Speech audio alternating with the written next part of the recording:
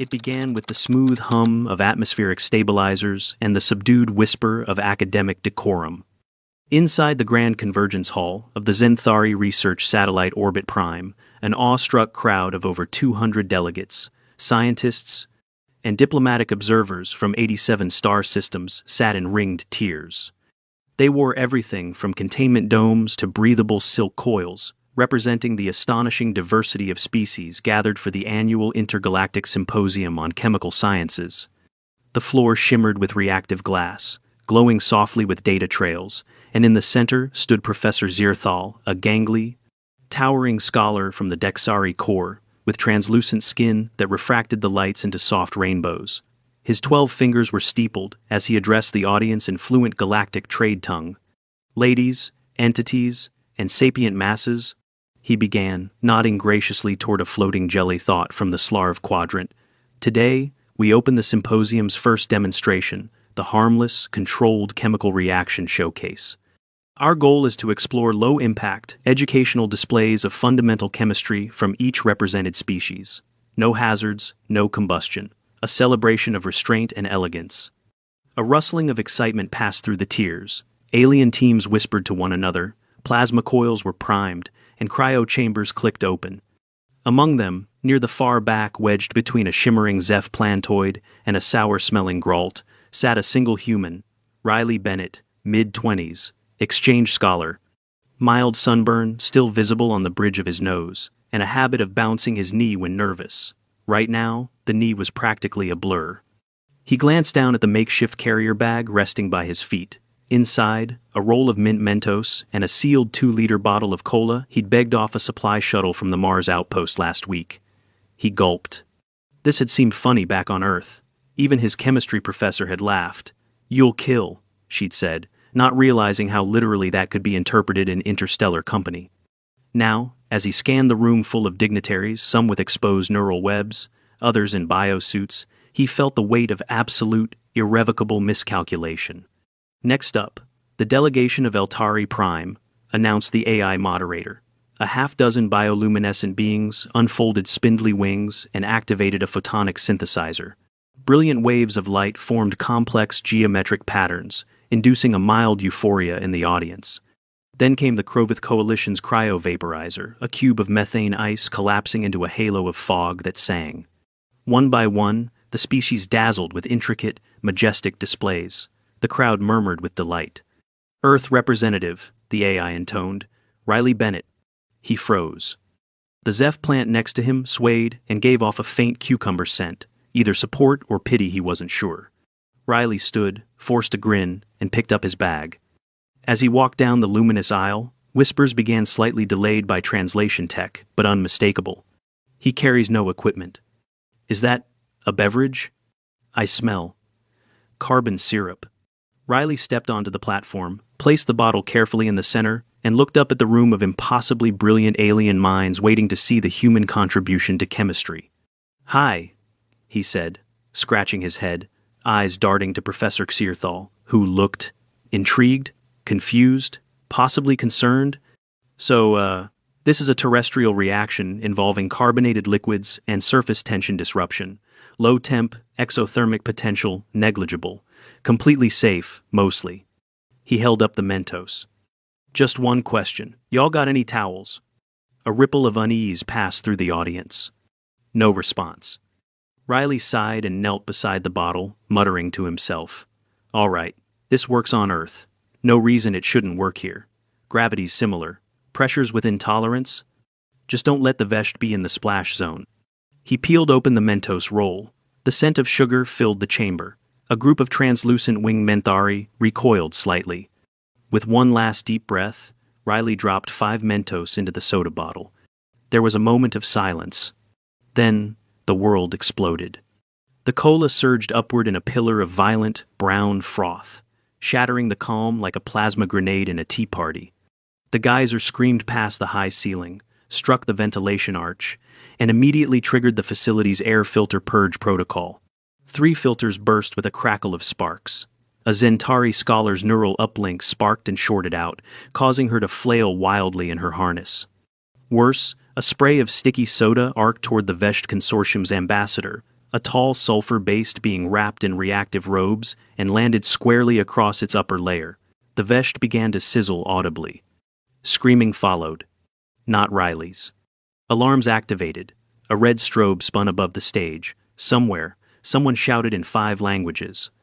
A panicked Krillori delegate activated an emergency defense beacon, which promptly welded the access door shut and trapped 5 nervous Thulex analysts inside. Riley, now soaked to the skin and blinking away fizz from his eyelashes, raised his hands slowly. Okay, that was a bit more energetic than I remember.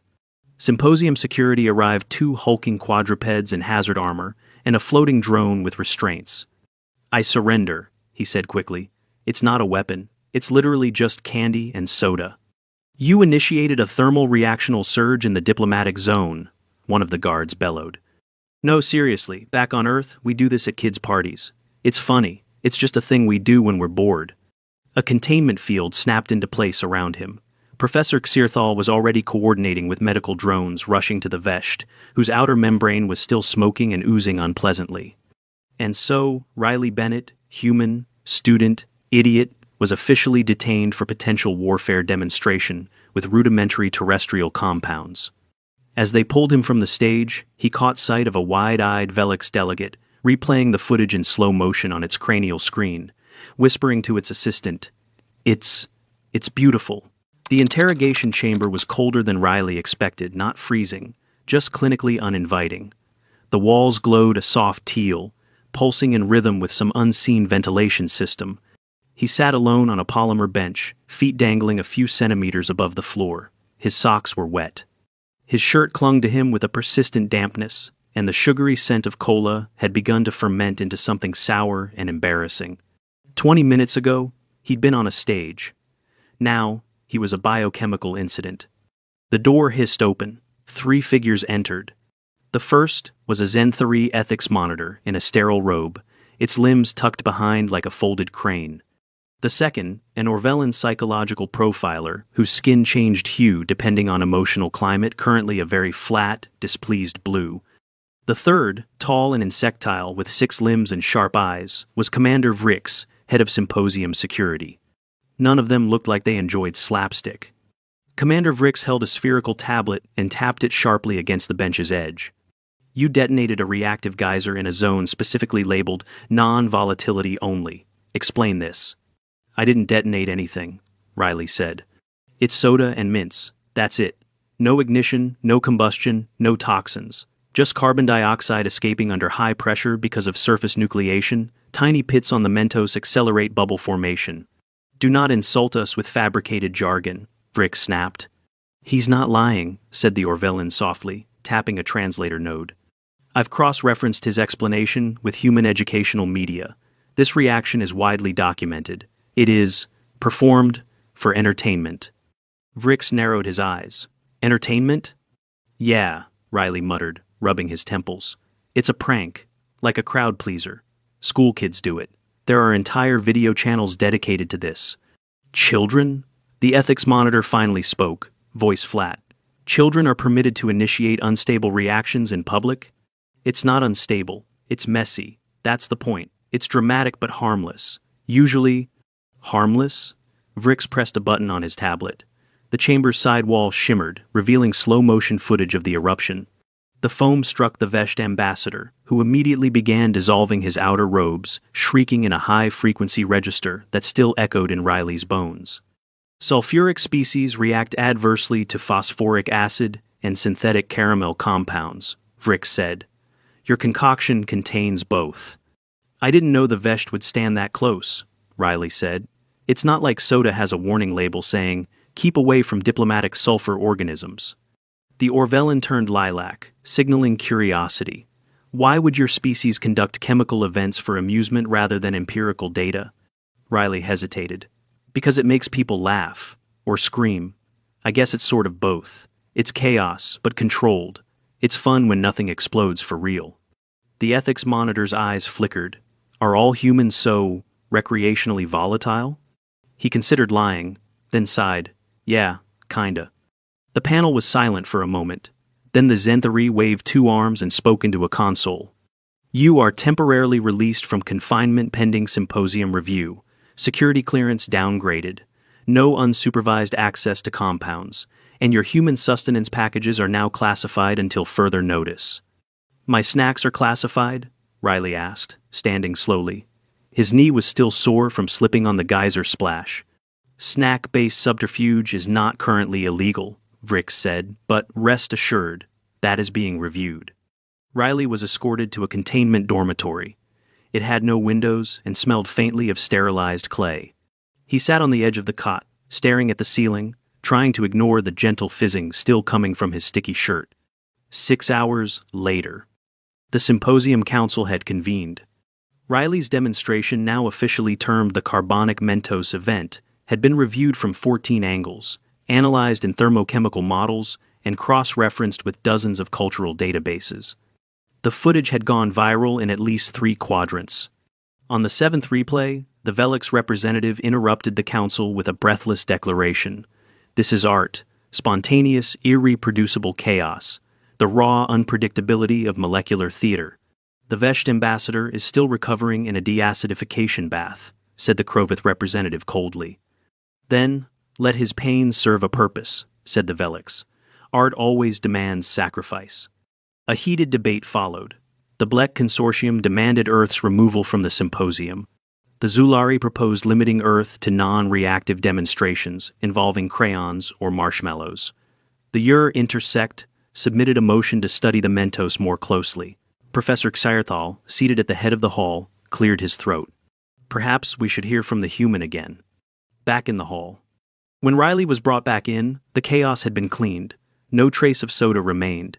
The air filters were humming again, and a transparent energy barrier now encased the presentation platform, just in case.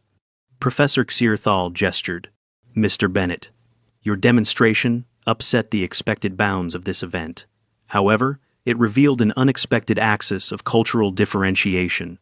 The Council requests an explanation, not of the reaction, but its purpose. Riley stepped forward, still damp in places. He looked up at the galaxy's best minds. They'd invented quantum fission and memory liquid computing, terraformed moons, and mapped dark energy spirals. And here he was, trying to explain party tricks. Look, he said, we're a weird species. Sometimes we build particle accelerators, sometimes we mix kitchen stuff to see if it explodes. I think both are science. One's for understanding the universe. The other's for understanding how to have fun with it. A few aliens blinked. We like seeing cause and effect, he continued. But we also like surprise. That soda thing, it's controlled. You know it's going to erupt. But the size, the spray, how high, it's never exactly the same. It makes kids scream and adults laugh, and someone always gets wet. It's not about control. It's about letting go, just a little. He paused, nervous again. I didn't mean to hurt anyone, but back home, that's chemistry too. We don't separate fun from learning. Sometimes we need a mess to understand something better. Professor Xaerthal was silent for a long time. Then, slowly, he said, "Thank you." A chime echoed across the hall. The deliberation was about to begin. As Riley was escorted out again, he heard whispers behind him. Not angry ones, curious ones. The Velix was already sketching the geyser shape on a hovering canvas. Later that rotation. The Council's decision was unanimous. The Mentos soda event was officially classified in the Galactic Database under Class 3, Reactionary Events. Recreational, uncontrolled volatility, terrestrial origin. New symposium regulations were passed. No demonstrations from species known to weaponize snack foods. The Vesh delegate, now safely re-robed, gave a reluctant nod when the motion passed. Riley's clearance was reinstated. His snacks remained under observation, but his status shifted from detainee to cultural outlier with experimental merit. He didn't quite know how to feel about that. As he packed his bag to return to his dorm, he noticed something new. Several alien students walking past, whispering to one another, clutching sealed beverage containers and what looked suspiciously like synthetic candy analogs. Riley exhaled through his nose, then muttered to himself, "Please don't try it with sulfur juice." 2 days had passed since the Mentos incident, and Riley still smelled like carbonation. No matter how many times he scrubbed, there was always a faint undertone of sweet syrup in his clothes. hair, even his shoes. At this point, he'd stopped trying to explain and had started calling it a cultural musk. Most species kept their distance, not out of hostility, but because now, Riley wasn't just the human, he was the human who made the sugar bomb. Officially, the symposium had moved on. Presentations resumed. Quantum emulsifiers whirred, bioplasma stretched across magnetic scaffolds, and the usual slow ballet of civilized scientific showmanship continued. Unofficially, however, things were different. Everywhere Riley went, there were whispers. In the atrium garden, two slender Menthari were caught huddled behind a potted plant, watching him and murmuring excitedly. On the communal deck, he found a group of adolescent Thulecs poking holes into a sealed nutrient paste tube, apparently trying to simulate terrestrial bubble acceleration. Professor Kierthal had taken to gently steering him away from certain wings of the symposium, mostly labs labeled pressurized or sensitive to chemical instability, but the professor had not revoked his access. Instead, he'd invited Riley to a private session. It was this invitation that brought Riley, now wearing the cleanest uniform he could find, to the Observation Deck Laboratory 17F. Inside, a group of senior researchers from various species stood behind a transparent barrier, all watching a gloved Zentari technician nervously approach a soda bottle. Beside the technician was a sealed container. Inside it, one white mint, perfectly spherical, artificially replicated using nano-weaving and spectrochemical modeling. It was, allegedly, a galactic-class replica of a Mentos. "Wait," Riley said, blinking. "You cloned the mint?" Professor Kierthal inclined his long head. "For accuracy, we wish to explore your demonstration under stricter controls. We adjusted the soda to match terrestrial molecular composition precisely. No added variables." The technician wearing thick polymer gloves and a trembling visor hesitated, then dropped the mint. The reaction was immediate. A fountain of foam erupted, hitting the containment ceiling and splashing down like fizzing rain. The aliens behind the barrier gasped. Several took notes. One fainted. "I told you it wasn't dangerous," Riley said. "Just sticky." "Yet its behavioral output is inconsistent," said a serpentine researcher. "Each reaction varies." "That's half the fun." Professor Zierthal gestured again. The technician repeated the experiment, this time with a slightly larger bottle. The geyser rose higher, triggering a new alarm. The observation barrier flashed red briefly before stabilizing. By the fifth test, the Zentari technician excused himself, mumbling something about sugar vapor hallucinations and uncontrolled joy surges. One of the senior scholars, a heavy-set, purple-skinned Narluan, leaned toward Riley. "Would you permit us," she asked, "to study your planet's other snack-based reactions? Like what, microwave marshmallows? Gummy worms and soda? Those don't even foam. All chemical events have interpretive merit." Riley rubbed his eyes. "You people are going to start a food fight across the galaxy, aren't you?" Later that evening, back in his dorm, Riley received a message from Earth. It came through the slower relay text only, a bit delayed, from Dr. Harding, his mentor back at Western Coast University. "Heard about the Mentos thing. Impressive, or catastrophic. Jury's out. Got mentioned in an academic podcast. You're officially the fizzy pioneer now. Also, your Mars visa might get revoked if this goes galactic. Stay safe." Riley laughed out loud, which startled the monitoring drone in the ceiling corner. He gave it a little wave. Then his smile faded. Because the message came with an attachment. A short news clip from a colony station in Europa's orbit. A group of bored teens, human and alien, had tried replicating the reaction with hydrogen-infused soda. The foam ignited. Nobody died, but one alien's tactile sensors were mildly burned. The colony banned Earth originated confections the next day. The implication sank into Riley's stomach like a lead cookie. The emergency panel. By the following morning, the symposium's ruling committee summoned an emergency roundtable. Alien officials, cultural liaisons, and interspecies safety officers filled the long chamber. In the center, Riley. Again. "I didn't ask them to do that," he said, for the third time. "That's not what the Mentos demo was for.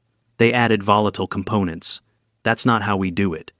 "It has become a meme," said the Ur ambassador gravely. "A concept virus.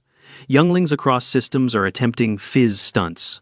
This is educational fallout," the Krovith ambassador said. Irresponsible dissemination of recreational chemistry. I didn't disseminate anything, Riley shot back. You guys recorded it. You replicated the mint.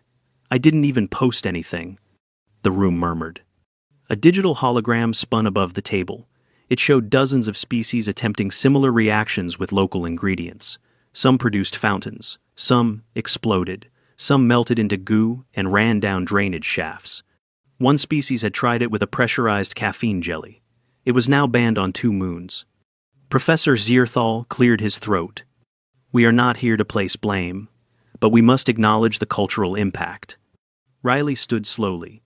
He was tired, still sore from when he'd slipped on a wet deck tile the night before, bruising his hip lightly, but enough that the med tech insisted on a scan. I didn't mean for this to spread, but maybe it's good it did, he said. You're seeing what happens when curiosity isn't gated by fear. Sometimes it's messy, sometimes it's dumb, but it's how we figure things out. You tried replicating it. That's not just my species. Are you defending chaos as pedagogy? Asked a crystalline being. I'm defending curiosity, Riley said. We make messes. That's how we learn. The room was quiet. Then the Velix delegate stood. I propose, it said calmly, that the human be appointed temporary adjunct of low-tech chaos sciences, with oversight, limited authority, and no access to compound labs unsupervised. Riley blinked. Wait, is that a job? Yes, said Zierthal, and it comes with responsibility, and a badge. 3 days later, Riley sat in a safe zone lab with reinforced glass, coaching 2 alien students through a controlled Mentos reaction using native carbonated mineral sap. He wore a badge that read Adjunct, Terrestrial Recreational Chemistry, Tier 1. A week prior, he'd been an exchange student. Now, he was cited in 2 symposium papers and had a research topic titled Recreational Volatility Among Non-Terrestrial Sapients, Lessons from Human Culinary Reactions. In his off time, he started designing a slideshow presentation titled, Don't Try This with Acid-Base Liquids, Seriously. Meanwhile, across the station, a Zentari professor worked quietly in Lab 9B. Clad in thick gloves, visor down, he held a soda bottle with robotic arms. With almost ceremonial reverence, he raised a replicated mint. For science, he whispered. The mint dropped. A high-pressure geyser exploded upward. It splashed into the containment field with a wet, thunderous slap. The professor gave a delighted squeal and reached for a notepad. The age of snack science had begun. 1 lunar cycle after the carbonic Mentos event, the Zentari Satellite Research Hub reeked faintly of artificial sweeteners and caution. The Mentos reaction had not only been replicated in dozens of controlled lab environments, it had spread like wildfire through academic forums, youth collectives, and even a few underground entertainment streams. Now, chemical safety notices hung across every corridor like polite threats. Do not drop anything into pressurized containers without clearance. Riley's favorite was the one outside the communal hydration chamber. All carbonated fluids monitored, no exceptions. He was sitting in the new snack compound containment wing, reorganizing the research shelf for the 4th time. The compartments were labeled neatly: candy, volatile, syrup, pressurized, sugar-based solids, experimentally approved, and 1 lonely bin marked chocolate, not reactive yet. His comlink buzzed. Message from Professor Zierthal. Please report to High Conference Hall D. Dress appropriately. Vesht delegation has arrived. Riley groaned. His bruised hip still ached when he stood up too fast. He hadn't forgotten how that happened, slipping on soda foam while trying to retrieve a Mentos replica during a safe replication drill. The medtech had been surprisingly understanding, though it took a full week before he could walk without wincing. The recovery aligned exactly with what the human body could handle. 1 bone-deep bruise, several soft tissue contusions, a lot of limping, and more lectures on personal protective gear protocols than he could count. After a quick shirt change and a slap of deodorizing gel, he made his way to Hall D. This time, there were no alarms, no panicked diplomats, and crucially no soda bottles. Inside the chamber, Professor Zierthal stood at the center, his long fingers folded neatly behind his back. On one side, the Vesht diplomatic delegation shimmered like hot glass. Their outer garments were matte now, non-reactive and neutral in composition. The ambassador's acid scars had mostly healed, but a visible discoloration along one limb indicated permanent dermal alteration. Riley approached slowly. "Sir," he said, nodding once to the ambassador. "Ma'am, or just ambassador?" The Vesh's voice box translated into trade tongue with its usual delay. "We accept your offering." Riley blinked. "I didn't offer anything yet." A small assistant stepped forward, holding a hexagonal tray. On it sat a wrapped item covered in sterile foil. Non-carbonated, non-phosphoric, Terra origin. Crunch-coated popcorn? Searthal whispered. It was the safest snack we could find. The Vesht ambassador extended a gloved pseudopod, lifted the package, and gave it a sniff. The assistant translated a series of complex whistles and chirps. "She says, it smells of cautious curiosity. This is acceptable." There was a long pause. "Also," the ambassador added, "the reaction you performed during the symposium has been reclassified within Vesht cultural records." Riley's heart skipped. Reclassified as what? Unintentional diplomatic catalyst. The room remained silent for several beats. Then, Searthal gave a slight nod. "That is unexpectedly generous." "It is practical," the Vesht replied. "Our younglings now reference the incident in debate cycles. There are artistic renditions. One is titled, The Sweet Eruption of War That Was Not." "I'd buy a print of that," Riley said before he could stop himself. To his surprise, the ambassador didn't take offense. "If your species can produce chemical chaos without direct aggression," the Vesht continued, "then perhaps you are not dangerous, merely unstructured." "Yeah," Riley said, "that checks out." 3 days later, the first cross-cultural snack protocol summit was convened. It was not mandatory, but attendance was unexpectedly high. Representatives from 38 species gathered to discuss the implications of chemically reactive food items in shared environments. Riley was asked to give the keynote. He stood before the crowd, a few bruises lighter and a little wiser. "I didn't come here to start a chemical incident," he said. "I thought I was showing off a silly human trick. Turns out, I was demonstrating one of our most dangerous qualities, curiosity without a leash." He scanned the room.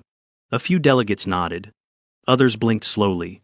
"But I also showed you something else. We don't always need high tech to get your attention. Sometimes a bottle and a mint are enough to teach a dozen lessons in physics, pressure, and unpredictability. And if nothing else, maybe we learned that snacks aren't always safe." Mild laughter echoed around the room. It was the closest thing to applause Riley had heard all month. Epilogue. Earth, 6 weeks later. Back on Earth, Riley stepped off the transport pod and into the clean, breathable, still soda-scented air of the Mars-Earth orbital shuttle dock.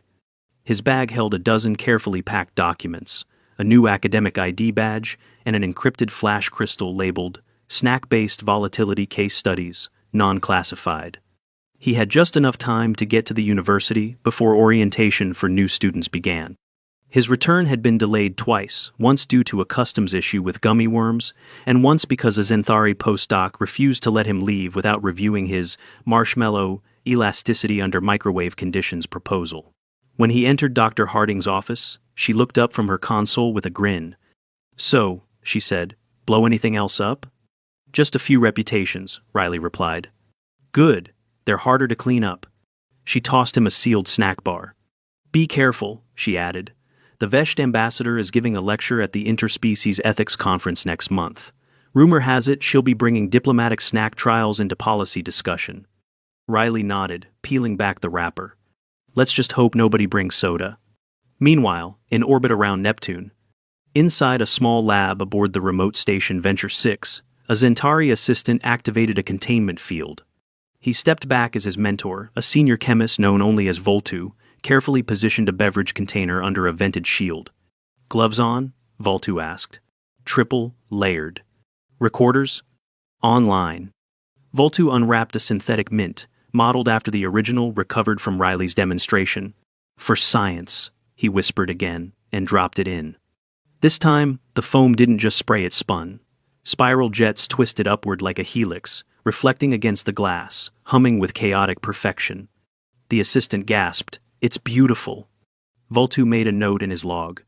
Observation: carbonic reaction with terrestrial candy. Unpredictable, illogical, mesmerizing. He paused. then added a final line. Conclusion: humanity's greatest weapon may be wonder.